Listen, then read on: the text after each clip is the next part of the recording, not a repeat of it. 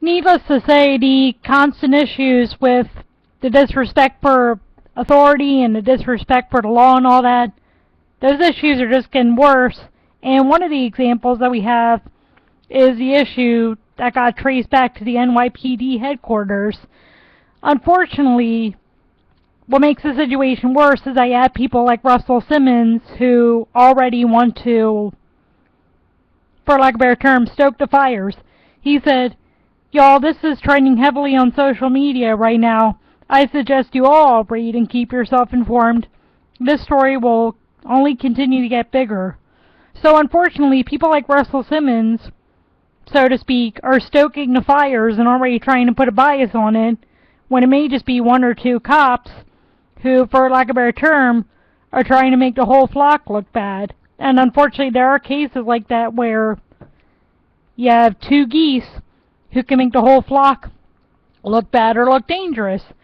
And it's at edits to Wikipedia pages on Bell, Garner, and Diallo traced to One Police Plaza.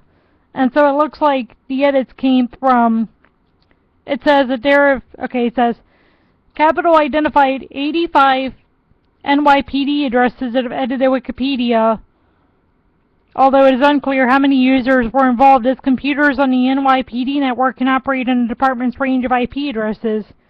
Usually, most people are using only one IP address at a time.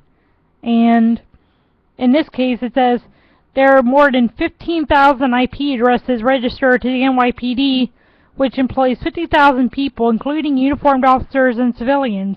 Notable Wikipedia activity was linked to about a dozen.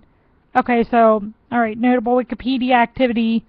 So it looks like in general, or maybe it is referring to the article, but then again, if it's only a dozen out of, 15,000? It's pretty good. And so unfortunately, we have, for lack of a better term, 3 to 12 bad geese making a whole flock look bad. And of course, putting the NYPD in danger, because if someone wants to use those IP addresses and trace them back to a certain person and say, "Oh, hey, I know who wrote that, da-da-da-da-da-da," and now there's going to be, unfortunately, let's say that, God forbid, someone would be able to trace an IP address back to a certain person, and he or she could recognize his or her writing style and say, "Hey, I know who that is, and I know what part of the NYPD he works in," all that. So now, just because of a few bad geese, the whole flock is in danger. And of course, there's that saying that one bad apple spoils the whole bunch. Well, unfortunately, in this case, there are plenty of good apples in the bunch, and just a few bad apples stand out. You can't suddenly say, "Oh, all the apples are bad, so we just all toss out the whole bunch." That's why the flock analogy is better, because if the bad geese are bad, then they're the ones who are going to have to be examined and, whatever. I'm trying to think, I guess once you push the goose analogy enough, you push enough. And I mean, also in terms of the girl who fought with the other girl down at McDonald's, I haven't seen a video or anything, only heard about it yesterday. What they're saying is, unfortunately, an 11-year-old and a 16-year-old who is the 11-year-old is pregnant, and the 16-year-old already has a child who's been born, and holy vey.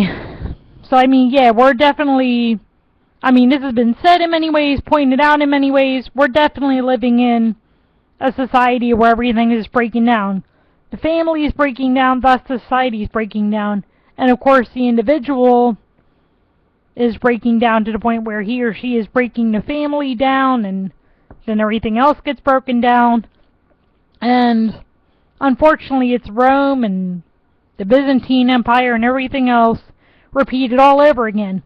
Except the difference is, too, the Romans were smart enough, at least within the golden age of the Roman Empire, to make laws encouraging family and marriage, and even if just on the surface, morality. We can't even do that. And so that's something we need to consider as a society before we go further downhill.